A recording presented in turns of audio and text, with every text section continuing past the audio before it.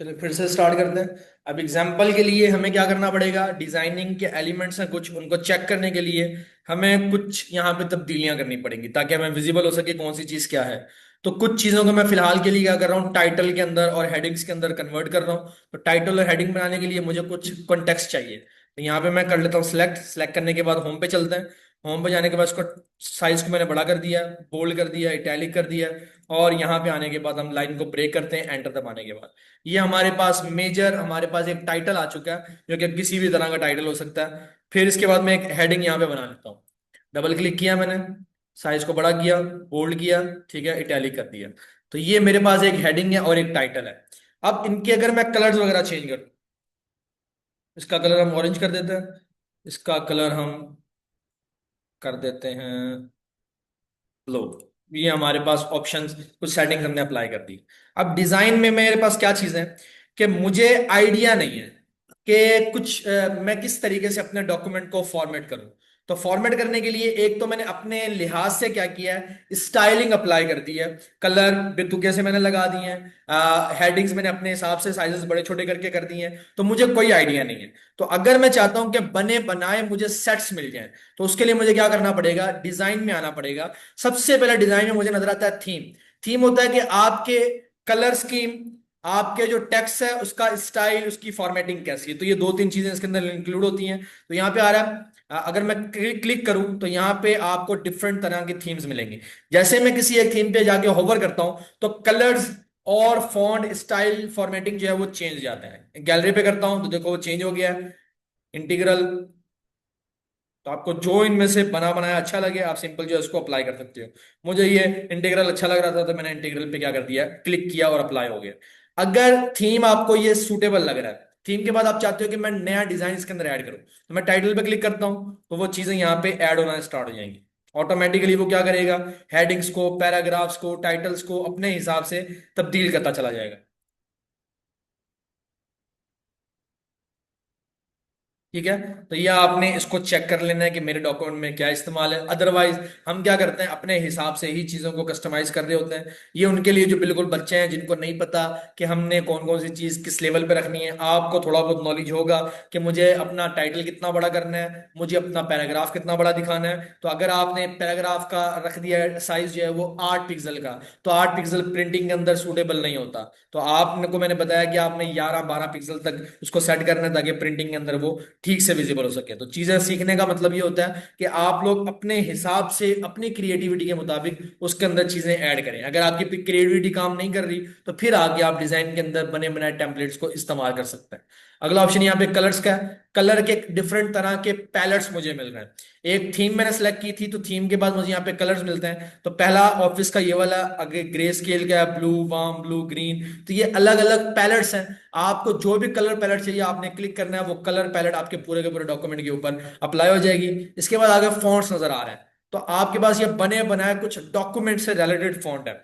अब जैसे ये कॉर्बल फॉन्ट मुझे अच्छा लग रहा है तो मैं कॉर्बल अप्लाई करता हूँ। ये पूरे के पूरे डॉक्यूमेंट के ऊपर ये अप्लाई हो चुका है और देखने में थोड़ा सा बेहतर जो है वो फील करवा रहा है। आगे हमारे पास पैराग्राफ की स्पेसिंग है। पैराग्राफ के दरमियान कितना स्पेस होना चाहिए, जो कि हमने पहले देखा था यहाँ पे होम में। होम में जाने के बाद ये पैराग्राफ की स्पेसिंग थी जिसको हमने डिस्कस किया था, कितने पिक्सल कितने पॉइंट का आपको चाहिए। सेम चीज डिजाइन के अंदर उन्होंने यहाँ पे डाल दी है। Paragraph spacing, no paragraph space, compact, tight, यहाँ पे बस नाम दे दिया उन्होंने।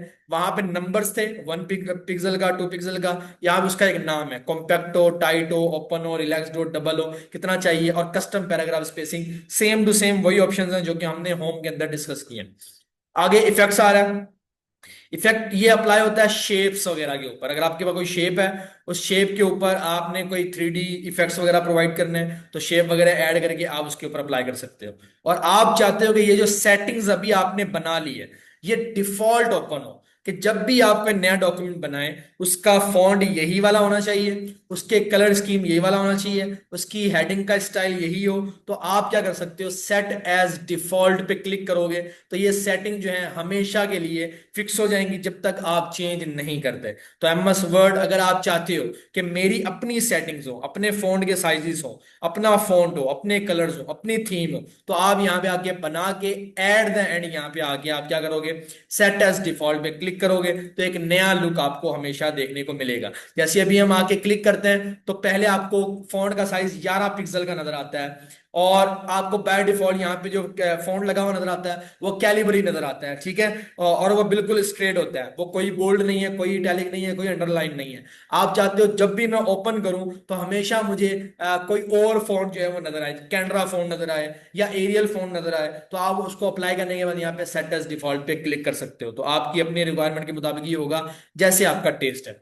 अगला ऑप्शन हमारे पास यहाँ पे आ रहा है वाटरमार्क का। वाटरमार्क क्या है कि हम पेज के अंदर अपना लोगो वगैरह डिस्प्ले करवा सकते हैं अपनी ब्रांडिंग वगैरह के लिए। आपको अक्सर कुछ ये जैसे हमने पहले मिसाल दी है स्टैम्प पेपर की, अभी यहाँ पे गूगल ओपन होगा, यहाँ पे चलते हैं तो स्टैम्प पेपर में भी आपको बैक साइड पे ये विजिबल होता है। अगर मैं कोई आपको खोल के दिखा सकूं,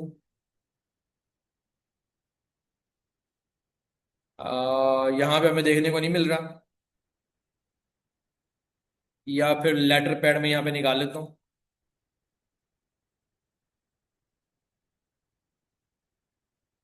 तो अक्सर कंपनी ने क्या किया होता है, ये जैसे आपको यहाँ पे नजर आ रहा है, विजिबल हो रहा है, ऊपर उनका ओरिजिनल लोगो है, और लोगो के बाद यहाँ पे आपको लोगो जो है वो डिम सा नजर आ रहा है। तो ये आपने किस तरीके से अप्लाई करना है, इसको हम क्या कहते हैं, वाटर मार्क कहते हैं। अब ये अप्लाई करने के लिए मैं यहाँ से एक रैंडम कोई भी लोगो पिक कर लेता हूँ, एक लोगो उठाते हैं जिसको हम क्या करेंगे अपने डॉक्यूमेंट के अंदर प्लेस करेंगे। मिसाल के तौर पर ये हमारा लोगो है, इसको मैं कर लेता हूँ सेव, सेव इमेज एज,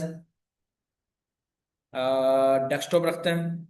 ये एवीआई फाइल जो है ये इस्तेमाल नहीं हो सकती, हमें दो तीन तरह की फाइल्स चाहिए होती हैं, या तो जेपीजी चाहिए होगी या पीएनजी चाहिए होगी। तो अगर ये एवीआई फाइल की टाइप आ रही है तो ये हमारे काम की नहीं है, ये हम इस्तेमाल नहीं कर सकते। ये वाला ले लेते हैं, अगर ये चल जाए तो। क्लिक किया मैंने और सेव इमेज, ये पीएनजी है, और बिट मैप जो है वो ये भी मे भी इस्तेमाल ना हो, हम कोई और उठा लेते हैं, फ्री पिक की भी इस्तेमाल नहीं होगी। ये चेक विकीपीडिया का, ये यही ले लेते हैं लीगो, सेव इमेज, ये पीएनजी है, इसको मैं डेस्कटॉप पे सेव करता हूँ और कर देते हैं ओके। अब हमारे पास एक टेस्ट के लिए इमेज अवेलेबल है, एमएस वर्ड ओपन करते हैं। अब मैं चाहता हूं कि मेरे पेज में पीछे करके टेक्स्ट के एक ब्लर सा लोगो नजर आए, तो उसके लिए मुझे क्या करना है, वाटरमार्क पे करना है क्लिक। क्लिक करने के बाद कुछ टेक्स्ट बेस्ड वाटर मार्क होते हैं, आपको यहां पे नजर आ रहा है बाय डिफॉल्ट लिखा हुआ आ रहा है कॉन्फिडेंशियल, ठीक है। तो एक डायगोनल आपको नजर आ रहा है, एक आपको ऊपर नीचे से बिल्कुल सेंटर अलाइंड है, ठीक है। एक आपको ये फिर डायगोनल नजर आ रहा है, और ये डू नॉट कॉपी लिखा हुआ था, दो डू नॉट कॉपी है, दो क्रेडिट क्या नजर आ रहा है आपको, कॉन्फिडेंशियल। इसके अलावा मुझे क्या करना है, कस्टम वाटर मार्क बनाना है। अगर आप टेक्स्ट वाला लिखना चाह रहे हो तो, अगर आप अपनी पिक्चर लगाना चाह रहे हो तो हम कस्टम वाटर मार्क पे करते हैं क्लिक। यहां पे आ रहा है नो वाटर मार्क, तो नो वाटर मार्क के बजाय आप यहाँ पे पिक्चर सेलेक्ट कर सकते हो, या फिर आप टेक्स्ट वाटर मार्क सेलेक्ट कर सकते हो। तो या तो टेक्स्ट सेलेक्ट होगा या तो पिक्चर सेलेक्ट होगा, दोनों एक साथ सेलेक्ट नहीं होंगे। तो अगर मैं पहले पिक्चर लगाता हूं तो पिक्चर पे मैंने क्लिक किया और सिलेक्ट पिक्चर पे चलता है। अब यहाँ पे ये लोड कर रहा है पिक्चर, तो हमने क्या करना है, वर्क ऑफलाइन पे किया क्लिक। जैसे ही मैं वर्क ऑफलाइन पे करूंगा तो यहाँ पे मेरे सामने ओपन होगा हमारा कंप्यूटर, हम चलेंगे डेस्कटॉप पे, जो लोगो हमने अभी कॉपी किया उसको ओपन करेंगे और इंसर्ट करेंगे। इंसर्ट करने के बाद यहाँ पे आपसे पूछ रहा है कि लोगो जो है उसका स्केल मतलब कि साइज कितना होना चाहिए। यहाँ पे उसने ऑटो लिया हुआ है पिक्चर के हिसाब से, 500% हो, 200% हो, 150% हो, 100% हो, 50% हो। तो मैं इसको 50% रख रहा हूँ ताकि ये छोटा सा नजर आए। दिखाने के लिए चलो पहले 200% लेते हैं। आगे नजर आ रहा है वॉश आउट। वॉश आउट का मतलब है कि ये आपको ट्रांसपेरेंट नजर आएगा। इसको मैं फिलहाल के लिए अनचेक कर रहा हूं और करता हूं ओके। जैसे मैं करता हूं, अब ये 500 पिक्सल का था तो पूरे के पूरे पेज के ऊपर ये आपको विजिबल हो रहा है, ठीक है। ये ज्यादा हो गया, अब मुझे इसको कम करना है, मैं चाह रहा हूं सेंटर में छोटा सा नजर आए, तो मुझे दोबारा से वाटरमार्क पे जाना पड़ेगा, कस्टम वाटरमार्क पे जाना होगा। यहाँ पे इसका स्केल है, इसको हम करते हैं 50% और इसको कर देते हैं वॉश आउट। अब पीछे देखो आपको पूरी इमेज सही से नजर आ रही है, ब्लर नजर नहीं आ रही। तो वॉश आउट पे भी मैंने क्लिक कर दिया और कर देते हैं ओके। अब देखते हैं ये कहाँ पे विजिबल हो रही है, देखो पीछे हमें ब्लर सा नजर आ रहा है। अगर मैं अपनी स्क्रीन को मिनिमाइज करूं तो ये पेज का सेंटर में आपको दिखा सकूंगा जूम आउट करके। तो इस तरीके से आपके हर पेज के ऊपर ये वाटरमार्क आपको लगा हुआ दिखाई देगा। तो आपने अगर जरूरत पड़े तो वाटरमार्क अप्लाई कर देना है। इसके बाद मैं टेक्स्ट बेस भी एक लगा के दिखाता हूं आपको।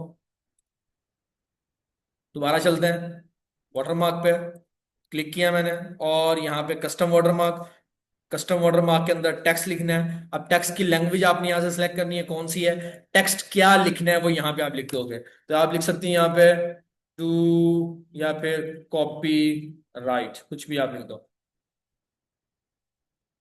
जो भी लिखना है। और नीचे फॉन्ट आ रहा है, नीचे इसका साइज आ रहा है, नीचे इसका कलर आ रहा है। तो आपने अपने हिसाब से देख लेना मुझे किस कलर का दिखाना है, ऑरेंज का, रेड का, ब्लू का, जो भी है। और कर दिया मैंने ओके। जैसे ही मैं ओके करूंगा तो यहाँ पे ये कॉपी राइट्स लिखा हुआ नजर आ रहा है। तो अक्सर आपको कुछ नोट्स वगैरह मिलते हैं, उन नोट्स के पीछे ये लिखा हुआ आता है हर पेज के ऊपर, वो किस तरीके से अप्लाई किया जाता है, वो इसी तरीके से वाटरमार्क जो है वो अप्लाई किया जाता है। आगे नजर आ रहा है पेज का कलर। अगर आप पूरे के पूरे पेज को कलर करना चाह रहे हो, येलो पेजेस, ग्रीन पेजेस, उसके ऊपर अगर आपने काम करना है तो आप यहां से पूरे के पूरे पेज को कलर देके उसके ऊपर काम कर सकते हो। तो अक्सर यूनिवर्सिटीज वगैरह के अंदर जो नोट्स वगैरह बने होते हैं, तो वो लोग जो क्या करते हैं अपना वाटरमार्क लगा के और पीछे जो है वो कलर चेंज कर देते हैं ताकि हमारी ब्रांडिंग बनी रहे। तो आप अपने हिसाब से देख लीजिएगा, अगर आपको व्हाइट कलर के ऊपर काम करना है, प्रिंट नहीं करवाना, डिजिटल फाइल देनी है। ये काम क्यों करते हैं लोग, कलर लगा के किसी को शेयर करते हैं कि अगर कोई बंदा इसको प्रिंट करता है, अब उसने डार्क कलर इसको दे दिया है, अब डार्क कलर जब पीछे लगा हुआ है तो जब वो प्रिंट करेगा तो कलर की वजह से प्रॉपर प्रिंटिंग नहीं होगी। तो वहां पे उसको हम चाह रहे हैं कि वो हमारी डॉक्यूमेंट की जो कि हमने मेहनत की है वो इसकी प्रिंट कॉपियां करके इसको बेचना ना शुरू कर दे। तो हमने अपनी हिफाजत के लिए क्या किया, कलर लगा के उसको भेज दिया ताकि वो पढ़ सके मगर इसकी फोटो कॉपी वगैरह ना करवा सके। अभी फिलहाल के लिए हम क्या कर रहे हैं, व्हाइट कर रहे हैं। आगे पेज का बॉर्डर है, बॉर्डर अप्लाई करते हैं। बॉर्डर की अलग अलग टाइप्स हैं, जैसे कि यहाँ पे अगर बॉर्डर हटाना है तो नन करना पड़ेगा आपको, ठीक है, तो बॉर्डर हट जाएगा। बॉक्स लगाना है, आप चाह रहे हो पूरे पेपर के इर्द गिर्द पूरा डब्बा बन गया है तो बॉक्स बॉर्डर लगाना पड़ेगा। शेडो देना है पीछे तो शेडो वाला, 3D वाला दिखाना तो 3D, कस्टम देना तो कस्टम। कस्टम में आप अपने हिसाब से टॉप पे अलग लाइनें लगा सकते हो, साइडों पे अलग लगा सकते हो, ठीक है। तो अलग अलग तरह के आपके पास बॉर्डर आ रहा है। और आप डिजाइन वाले बच्चों के अगर आप आर्ट बना रहे हो, कॉमिक्स बना रहे हो, उसके लिए अलग तरह के बॉर्डर भी यहाँ पे आपको मिलते हैं जो कि आर्ट के सेक्शन में होते हैं। आर्ट पे आप क्लिक करो तो ये बने बनाए कुछ आपको डिजाइन नजर आ रहे हैं। इस पे मैंने क्लिक किया तो ये कस्टम के अंदर आता है, और कर दिया ओके। तो जैसे ओके किया तो ये आपको मशरूम्स नजर आ रहे हैं सारे के सारे पेपर के इर्द गिर्द। मशरूम है, पता नहीं वो क्या है, मैंने कहा आइसक्रीम है, जो भी है, कप केक है। तो तीनों चीजें ऐसी हैं, कप केक, मशरूम, या जो भी आप कहना है कह लो। तो ये इस तरीके से आप जो है अपने पेपर के इर्द गिर्द बच्चों के लिए आप जो है वो काम कर सकते हो। मैंने जैसे ये बॉर्डर लगाया तो साइड से जो टेक्स्ट है वो अंदर चला गया। अब ये जो अंदर चला गया इसके लिए मुझे क्या करना पड़ता है, इंटेंट देना पड़ता है। हम जाते हैं कहाँ पे, लेआउट के अंदर, और यहाँ पे जाके मैं इंटेंट अप्लाई करूंगा, या यहाँ से कर सकते हैं या होम पे जाके यहाँ पे हम इंटेंट अप्लाई करेंगे। तो मैं इंटेंट अप्लाई करता हूँ तो ये आगे चला गया। अब देखने का हमें जो है वो सूटेबल लग रहा है, ठीक है। तो राइट से भी अगर मैं कर दूं, ये मैंने राइट से भी कर दिया, सॉरी, बैक। राइट के लिए मुझे आना पड़ेगा दोबारा लेआउट में, और यहाँ पे आके लिखना पड़ेगा राइट से 0.5, 0.5, और एंटर कर दिया। अब ये लेफ्ट राइट दोनों साइडों से इंटेंट जो है अप्लाई हो चुका है। इसी तरीके से आप नीचे लिखते चले जाओगे तो वो उसके मुताबिक ही लिखा चला जाएगा। तो ये इसका एक यूज केस भी हमें मिल गया है कि अगर हम कुछ इस तरीके से बॉर्डर्स वगैरह लगाते हैं तो वहां पे ये इश्यूज आ सकते हैं, ठीक है। दोबारा चलते हैं डिजाइन में, और क्या ऑप्शंस हैं बॉर्डर के अंदर। तो यहाँ पे फिलहाल हम जो मोस्टली यूज करते हैं वो बॉक्स बॉर्डर होता है। बॉक्स के अंदर हम जो इस्तेमाल करते हैं वो ये सॉलिड लाइन होता है। अलग अलग आपको यहाँ पे लाइन नजर आएंगी, डबल लाइन, ट्रिपल लाइंस। तो मैं जो मोस्टली इस्तेमाल किया करता था वो ये वाला था, ठीक है, डबल लाइन थी ये। और इसका कलर ऑटोमेटिक, और विड्थ इसकी हम कर देते थे 1.25 पिक्सल या फिर 2.5 पिक्सल, ठीक है। उसको करने के बाद ओके किया। तो ये वाला बॉर्डर मुझे बड़ा पसंद है, मैं ये वाला बॉर्डर जो है अप्लाई किया करता था। अब आज के लिए इतना ही, हमने लेआउट देख लिया, डिजाइन देख लिया। ड्रॉ आपने जाके खुद से एक्सप्लोर कर लेना है कि इसमें पेन, पॉइंटर, मार्कर वगैरह, कलर, जो भी चीजें आप जो है वो किस तरीके से अप्लाई कर सकते हो। आज के लिए इतना ही, कल मिलते हैं, अल्लाह हाफ़िज़।